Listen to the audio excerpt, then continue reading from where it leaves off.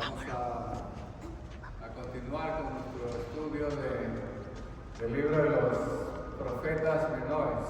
Amén, hermano. Toda la palabra de Dios es útil para corregir, para enseñarnos, para instruirnos. Es buena toda la palabra. Y el apóstol Pablo les decía a los efesios de que él no sabía, que él había enseñado todo el consejo de Dios. Amén. Y estos son libros que casi no se leen, pero estamos trayendo porque toda la palabra de Dios, como dicen, es inspirada por Dios y útil para corregirnos y enseñarnos. Amén. Y quiero orar antes de que empecemos. Padre, yo te doy gracias una vez más por este privilegio que tienes para con nosotros, de darnos, Señor, tu palabra, Padre. Porque tu palabra no está escondida, Señor. Tú la diste a conocer a los hombres porque quieres que los hombres conozcan tu voluntad. Y aquí estamos, Señor, porque queremos aprender. Enséñanos con tu Espíritu Santo, Señor. Ministra nuestra vida, nuestros corazones, te lo pedimos en el nombre de Jesucristo, Señor, y en Él te damos las gracias. Bien, hermano, este es el libro más pequeño, se podría decir, tiene un solo capítulo. El libro vamos a estudiar hoy el libro de Abdías, ¿sí?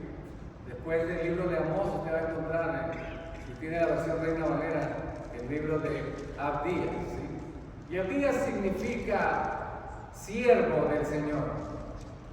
O sea, un esclavo del Señor, o alguien que sirve a Dios, un profeta, un ministro de Dios. Puede que sea su nombre, o puede que sea, simplemente se hace llamar el siervo del Señor y no quiso dar su nombre. Bueno, ese es el nombre que lleva este libro, Abdías. Y son solamente 21 versículos. Y el libro trata sobre una profecía. Es la profecía del Señor hablando en contra de una nación, en contra de Edom. Y termina diciendo por qué razón condena a esta nación, y al final él hace saber de que él viene otra vez a establecer justicia en la tierra. Entonces este libro básicamente es ese contexto. Ahora bien, pero para que entendamos un poco qué significa Edom. Edom significa rojo y tiene que ver con el hermano de Jacob. Si ustedes habrán notado, Jacob, Isaac tenía su esposa llamada Rebeca. Rebeca era estéril. Sin embargo, Dios le dio hijos. Y ella tuvo 2 hijos en su seno. Y ella sentía que peleaban en su vientre estos 2 hijos. Y ella preguntó al Señor, y el Señor le dijo que había 2 naciones en tu vientre, en tu seno, llevas 2 naciones. O sea, está hablando de 2 pueblos que crecerían y se multiplicarían. Pero ya Dios lo ve así. Sin embargo, ellos no habían nacido. Él sabía que de ahí saldrían 2 naciones. Y uno sería más fuerte que el otro, le dice. Pero el mayor serviría al menor. Y el mayor es Esaú, a quien se le denomina Edom. ¿Por qué? Porque se dice por 2 cosas. La tierra donde él habitaba, ellos habitaban en una meseta, en la parte alta, en una roca, en una montaña, y su ciudad estaba esculpida dentro de la roca. La ciudad de Petra es una ciudad que está esculpida en la misma roca. Era súper protegido, o sea, estaba inalcanzable su ciudad. Y esa parte es roja, quizás sea por eso, o porque dice la Escritura que Esaú, el hermano mayor de Jacob, vendió su primogenitura por un plato rojo de lentejas. Entonces, o sea por la montaña donde habitaba, o sea porque vendió su primogenitura. Recuerden que él nace primero, pero pegado a su talón está agarrado la mano de su hermano Jacob. Y eso profetizaba o mostraba lo que habría de ser la vida de ambos. Dice la Escritura que Esaú era un hombre de campo, cazador. Era fiel en la casa, era bueno en la casa, era un hombre de campo. Sin embargo, dice que Jacob era de casa. Era un hombre quieto en su casa, mientras que el otro era de la calle. Pero el primero, Esaú, nace con privilegios que el otro anhelaba, porque tenía el derecho de primogenitura, y la primogenitura incluía la bendición del padre para el hijo mayor. O sea, el padre antes de morir le daba una bendición especial a su hijo mayor. Y Jacob, que era el segundo, anhelaba estas cosas, pero él no había nacido primero. Por tanto, no merecía o no era digno de recibir esa bendición. Pero él perseguía, justamente por eso su nombre es Jacob, el que persigue o el que toma por el talón. Él deseaba lo que tenía su hermano, y su hermano no le importó absolutamente nada, porque a él no le interesaban las cosas del Señor, ni sus promesas, pero a su hermano sí. Y él persigue estas cosas. Y bueno, si ustedes han visto la historia de Jacob, ustedes ven que él engaña, juntamente con su madre, engañan a su padre para que su padre le dé la bendición a él. Pero él ya le había vendido la primogenitura a su hermano.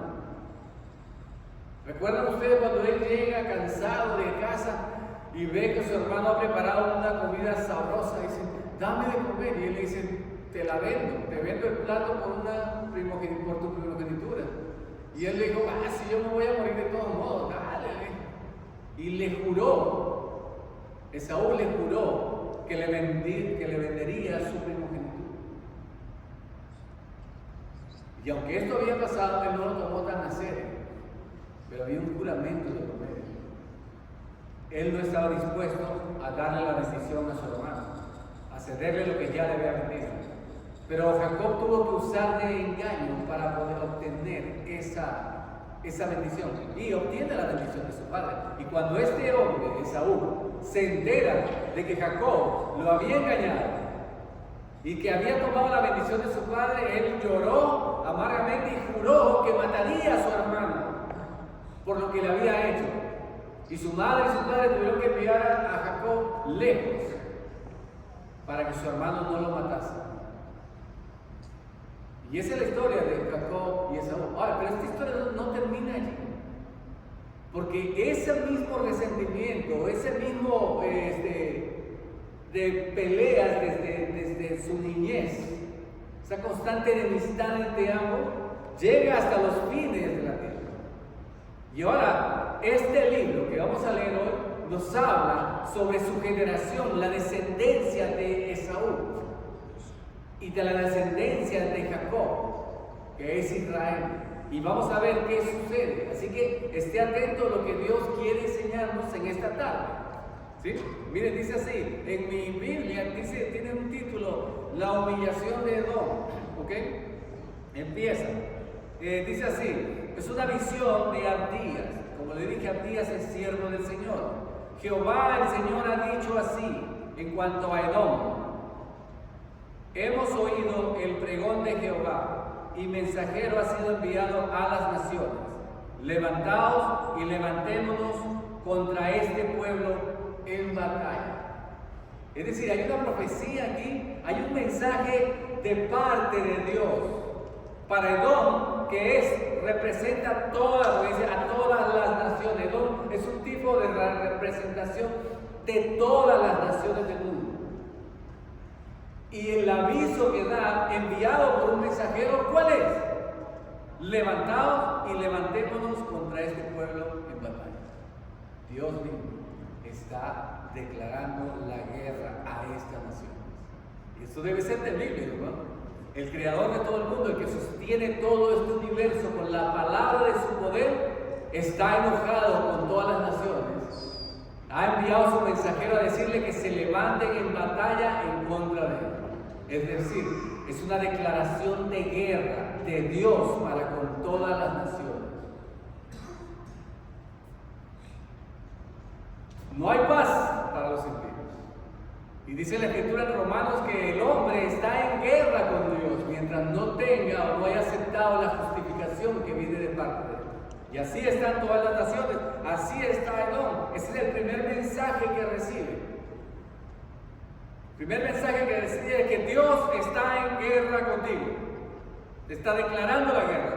Y he aquí, dice, pequeño de hecho entre las naciones, estás abatido en gran manera. Él está diciéndole algo que todavía no había pasado. Le dice, te he hecho pequeño entre las naciones y abatido sobre la tierra. Pero eso no había sucedido.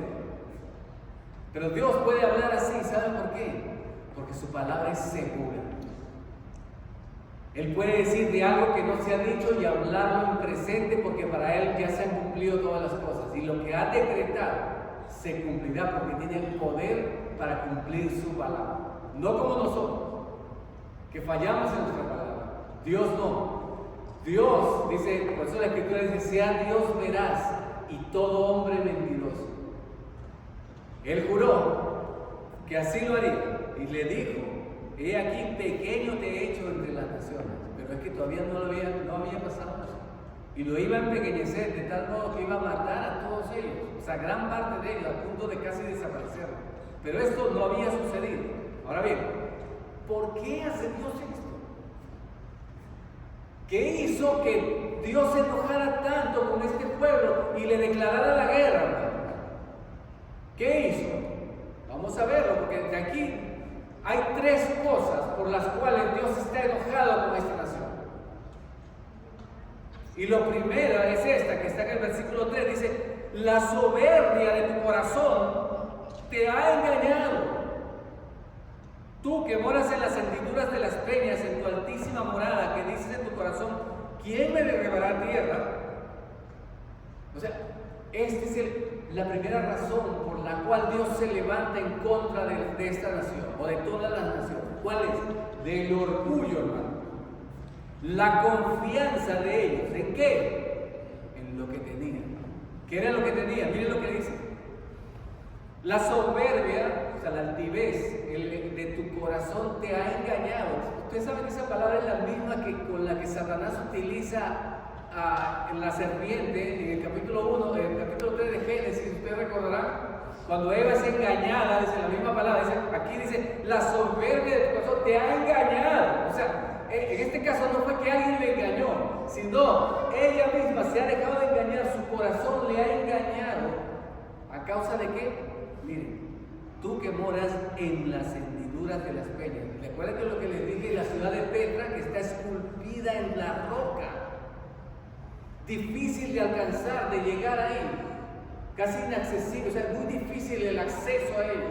Se sentían que nada les podía dañar, que eran intocables. O sea, era una confianza no en Dios, sino en sus posesiones, en lo que Dios les había dado. Su confianza estaba en ellos, no en el Señor. ¿Y puede pasarnos a nosotros? Por supuesto. Estar confiados porque tenemos una buena cuenta bancaria, nos va bien económicamente y creemos que no necesitamos lo suficiente del Señor. Y estamos soberbios, como dice, la soberbia que dice, de tu corazón te ha engañado. O sea, estás apoyándote en cosas que crees que nada te va a afectar por eso. Miren lo que le dice. Así si te remontares como águila, dice, aunque entre las estrellas pusieres tu nido, de ahí te derribaré, dice Jehová. O sea, no creas que te vas a salvar, o no creas que porque estás en una ciudad o tienes mucha fortaleza, te vas a escapar del juicio. No, a donde quiera, dice que nadie puede hacer su casa en el cielo, pero es un hipérbole diciendo, mira, aunque construyas tu casa en las estrellas, ahí te alcanzaré y te derribaré a ti. Así estaba el Señor de enojado y su decreto era firme para él, como es para todas las naciones. Y miren lo que dice, verso 5: si ladrones vinieran a ti, o robadores de noche, ¿cómo has sido destruido? Dice, no darán lo que les bastase, y si entrarán a ti vendimiadores, ¿no dejarán algún rebusco? Oh, cómo fueron escudriñadas las cosas de Saúl, sus tesoros escondidos fueron buscados. Aquí el Señor está diciendo que le va a dejar en la ruina. Todo aquello en lo que confiaba lo va a despojar de todas sus riquezas, de todo aquello en lo que confiaba. ¿Por causa de qué? De su soberbia, de su confianza en todo aquello que no sea el Señor mismo. Y le dio todas las cosas. Ahora bien, esa es el de la primera, ¿sí? Otra cosa que hizo fue, mira, todos tus aliados, vean, verso 7, todos tus aliados te han engañado, hasta los confines te hicieron llegar. Los que estaban en paz contigo prevalecieron contra ti. Los que comían tu pan pusieron lazo debajo de ti. No hay en ello entendimiento. O sea, otra de las cosas que tenía orgullosamente y de la cual se sentía confiado en esto, este pueblo, ¿cuál era? Era que había hecho alianzas con otras naciones poderosas, o sea que estaba en paz con todo el mundo porque había hecho alianzas. O sea que aparte que estoy en una buena posición, nada me puede tocar ahorita. Y aparte de eso, tengo aliados, hombres, de gente que está de mi lado. ¿Quién me puede hacer daño? Es lo que le dice. ¿Qué me podría pasar a mí? Exceso de confianza. El Señor le dice que esos, en aquellos que confiaba, se vendrían en contra de él a causa de su soberbia, de su altivez. Esa es la primera, pues, es una de las causas por la cual Dios estaba enojado con esta nación. Ahora bien, miren lo que le dice: no hagan que perezcan en aquel día los sabios de Edom y la prudencia del monte de Saúl, y tus valientes, oh Temán, serán amedrentados, porque todo hombre será cortado en el monte de Saúl por el estrago. El Señor le está diciendo de que todo, o sea, iba a destruirlo totalmente, e incluso iba a ser que todos, algo que se caracterizaba de Edom, hermanos, y la ciudad de Temán, era porque había hombres sabios de ahí. Elifaz, si usted ha leído el libro de Job, era de Temán. Los hombres sabios de sabiduría se manifestaban en esa tierra, y el Señor le dijo que los iba a quitar a los sabios, le iba a quitar ese poderío. O sea, ¿qué estamos viendo aquí? Le dice: lo que tú confías, donde tú te apoyas, tu ciudad que crees que no te va a pasar nada, yo la voy a destruir. Tus amigos, en quienes tú crees que te puedan ayudar, que están contigo, van a estar en contra de ti. Y por último, le dice que lo que leímos ahorita, de que sus sabios, o sea, su gente sabia y entendida, no tendrían entendimiento, no comprenderían nada. O sea, que los iba a dejar en tinieblas, le iba a quitar lo mejor, todo lo que se podía apoyar: sabiduría, lugares, amigos, todo aquello que lo apoyaba, el Señor lo iba a destruir y lo iba a volver en contra de ellos, por causa de su orgullo, de su confianza, su exceso de confianza en sí mismo. Esa es la primera, hermano. No sé cuánto nosotros podemos pasar por esa situación y de confiar en las riquezas, en amistades, en nuestro poder, en nuestro estatus social. Pero si no estamos del lado del Señor, estamos en guerra con Él.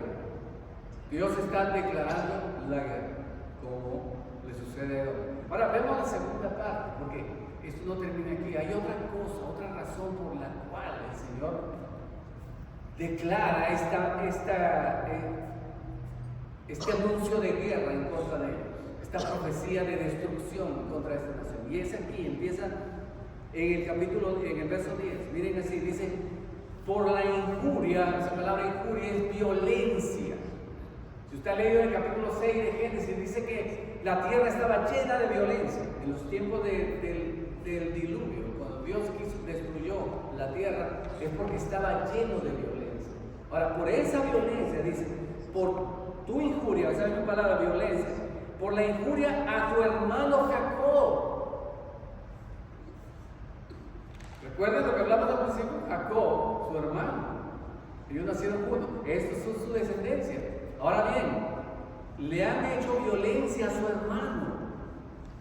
al que nació en el mismo vientre de su madre, que estaban juntos, vivieron 9 meses juntos. Ahora se le ha vuelto su adversario y ha hecho violencia contra su hermano.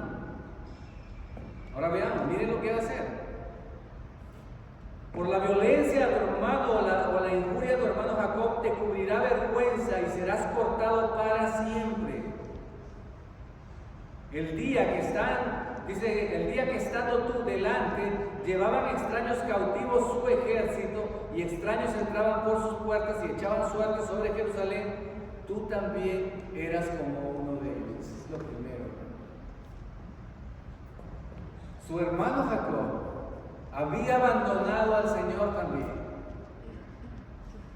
y había adorado a otros dioses y había dejado al Dios verdadero. Y por causa de eso Dios estaba derramando su juicio también contra su pueblo, primero que con las otras naciones. A Jacob le dijo, por cuando no te has arrepentido, pueblo mío, yo enviaré naciones poderosas más fuertes que tú y te esclavizarán y te llevarán esclavo. Te voy a sacar de esta vida que yo te había jurado a tus padres que te la daría, te arrancaré de aquí. Y esto les aconteció al pueblo del Señor. Pero mientras esto acontecía, su hermano, ¿qué hacía? Era como uno de ellos. Era como si fuera parte de los que estaban ejecutando el juicio contra el pueblo del Señor. Eras tú igual que ellos, es decir, estaba apoyando que le fuera mal a su hermano. Aunque era la disciplina de Dios, el Señor reprende esto por él. Ahora bien lo que dice. Tú estabas ahí, dice, se lo estaban llevando esclavos, cautivos, su ejército. Y ellos entraban por sus puertas, dice, echaban suerte, o sea, para ver a quién le tocaba, dice, sobre Jerusalén. Y tú eras como uno de ellos. ¿Por qué? No debiste, dice, tú haber estado mirando en el día de tu hermano, en el día de su infortunio. O sea que lo que hizo fue mirar, ver lo que les acontecía al pueblo y alegrarse. En el hebreo es alegrarte no debías regocijarte en lo que le está pasando a tu hermano. Es tu hermano, es lo que está diciendo. No debiste haberte alegrado de los hijos de Judá en el día en que se perdieron, ni debiste haberte jactado en el día de la angustia. A mí no me va a pasar esto. A ellos sí se lo merecen. Así está, ¿verdad? Pero ahí no termino. No debiste haber entrado por la puerta de mi pueblo en el día de su quebrantamiento. No debiste haber mirado su mal en el día de su quebranto, ni haber echado mal sobre sus bienes en el día de su calamidad. O sea que se aprovechó de que su hermano estaba en esta situación y fue y saqueó todas las cosas de ellos. Se aprovechó de su situación, que no podía defenderse, porque otros estaban atacándolo y ellos eran parte de ellos también. Se unieron contra los enemigos de su hermano y lo saquearon. Tampoco debiste haberte parado en las encrucijadas para matar a los que de ellos se escapasen. Miren lo que hizo. Esperaban que los que podían trataban de huir de sus enemigos, ellos los esperaban para matarlos. O sea, utilizaron el momento en que su hermano estaba más débil para terminar de destruirlo.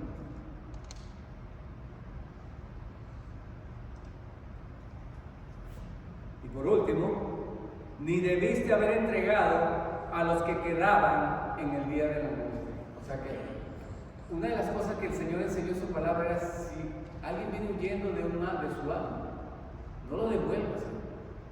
Y estos no los agarraban, al que venía huyendo los agarraban y los entregaban ante sus enemigos. Eso es maldad, hermano. Eso es maldad.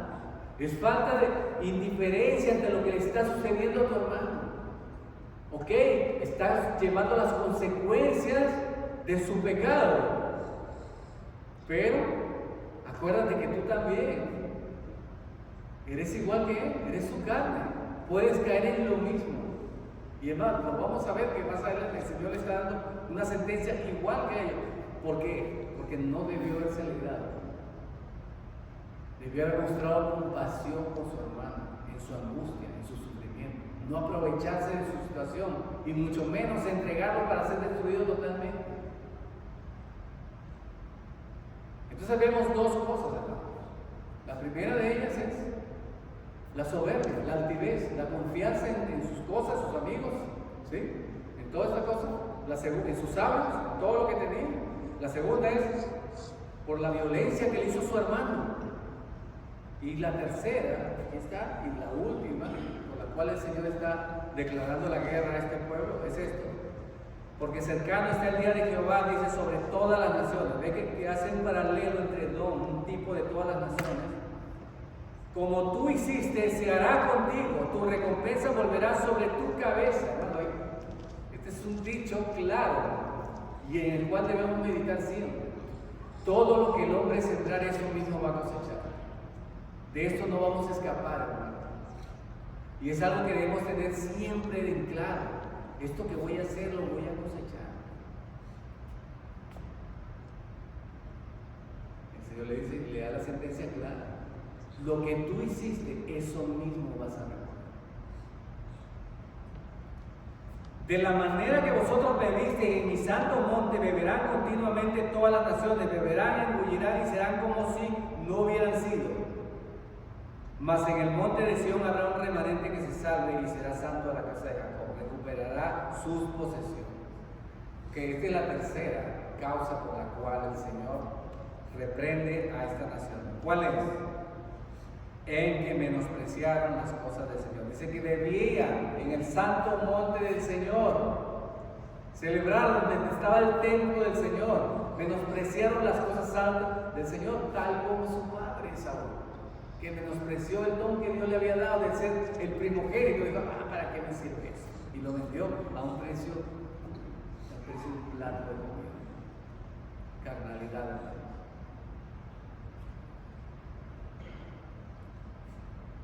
Mas en el monte de Sión habrá un remanente. Aquí está la esperanza.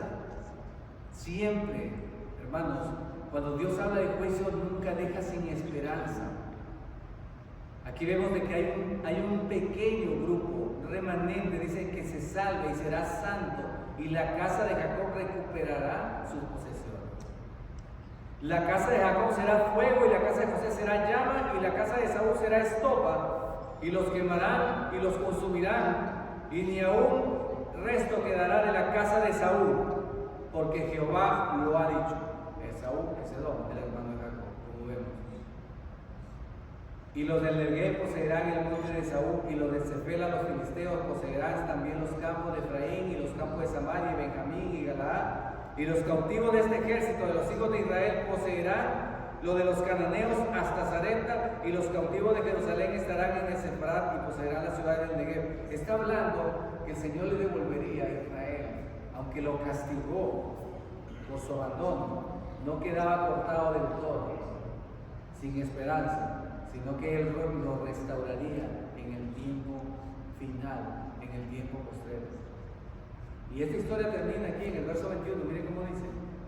Y subirán salvadores al monte de Sión para juzgar al monte de Saúl. Y esta palabra, hermanos, que quiero que quede grabada en nuestros corazones, mire cómo termina. Y el reino será de Jehová. Esto es lo que vio Daniel, hermanos, en su visión, cuando él ve los reinos de este mundo alborotados, injustos, destruyendo todo lo que tenían a su paso. Vio que del monte salía, del cielo venía una piedra, una roca que destruyó una estatua que tipificaba los reinos de este mundo. Y de ahí se levantó un gran monte, dice, y es el reinado universal de nuestro Señor Jesucristo. Un reino de justicia y de paz, como nunca antes la ha habido en la tierra. O sea que hay esperanza. Entonces, ¿qué vemos aquí, hermanos, en esta historia? ¿O qué nos enseña a nosotros? Hermanos, vemos dos hermanos. Uno carnal, que busca las cosas de este mundo, y otro que aunque anda mal, tiene fe y tiene esperanza. Aunque los dos están igual de perdidos, uno de ellos tiene esperanza, porque Dios hizo un pacto y una promesa. No porque fuera bueno, fuera mejor que los demás, sino porque Él estaba dentro del pacto, así como usted y como yo, hermano. Si estamos dentro del pacto de Dios, esta promesa del reino es para nosotros. Pero si estamos fuera del pacto, esto no es para nosotros. Estamos como las demás naciones, como Edom, bajo el mismo juicio, pero sin esperanza. Porque aunque hubo juicio para su pueblo, como dijo el apóstol Pedro, que el juicio de Dios empieza por su propia casa. Dios nos va a reprender cuando andemos mal, cuando nos apartemos de Él, sí es verdad, pero hay esperanza para nosotros, hermanos. Pero a todo aquel que no tiene a Jesucristo en su corazón, todo aquel que no ha recibido la esperanza de salvación que es en Cristo Jesús, está en la condición de Edom. Será destruido para siempre. Y lo que le espera es un juicio eterno y el infierno de fuego eterno. Mas para nosotros, hermanos, los que hemos creído en Jesucristo, estamos esperando el reino universal de nuestro Señor. Y es un reino de paz, hermano. Isaías 2, y con esto termino, hermanos, para darles una antesala de cómo sería el reino universal del Señor. Miren cómo dice que en el capítulo 2 dice que vendrían muchos pueblos de Isaías. Van a decir la gente en aquel día: venid y subamos al monte de Jehová, a la casa del Dios nuestro, dice, del Dios de Jacob, y nos enseñará sus caminos y caminaremos por sus sendas, porque de Sion saldrá la ley y de Jerusalén la palabra de Jehová. Y juzgará entre las naciones y reprenderá a muchos pueblos, y volverán sus espadas en rejas de arado y sus lanzas en hoces. No alzará espada nación contra nación, ni se adiestrarán más para la guerra. Va a ser un reinado de paz, hermano.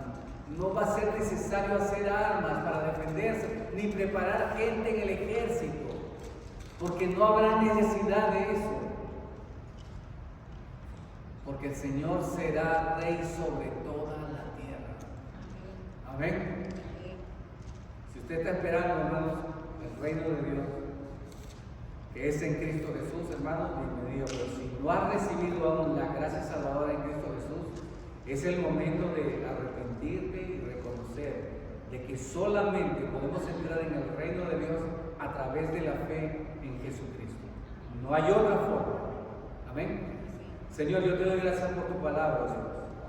Tu palabra es bella, Señor, nos llena, Señor, también, Señor, nos exhortas por la dureza muchas veces de nuestro corazón, nos hace ver que estamos mal, pero también nos da la esperanza que necesitamos, Señor.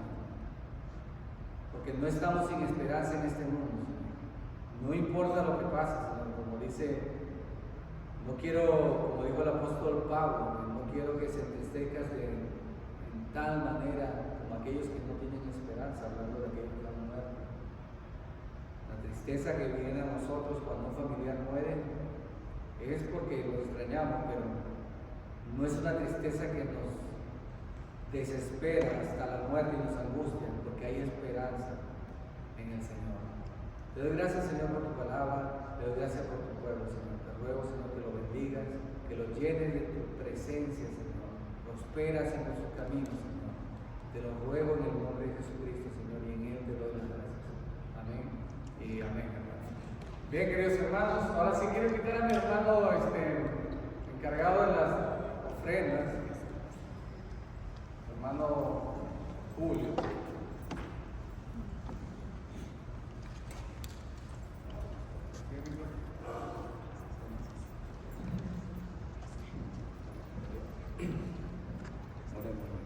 Señor, te damos gracias por esta tarde, gracias por tu palabra, gracias por el mensaje. Ahora, Señor, nos disponemos a recoger estos diezmos, esta ofrenda. Permite que se usen con sabiduría para la extensión de tu reino, Señor. Padre, gracias por los dadores alegres.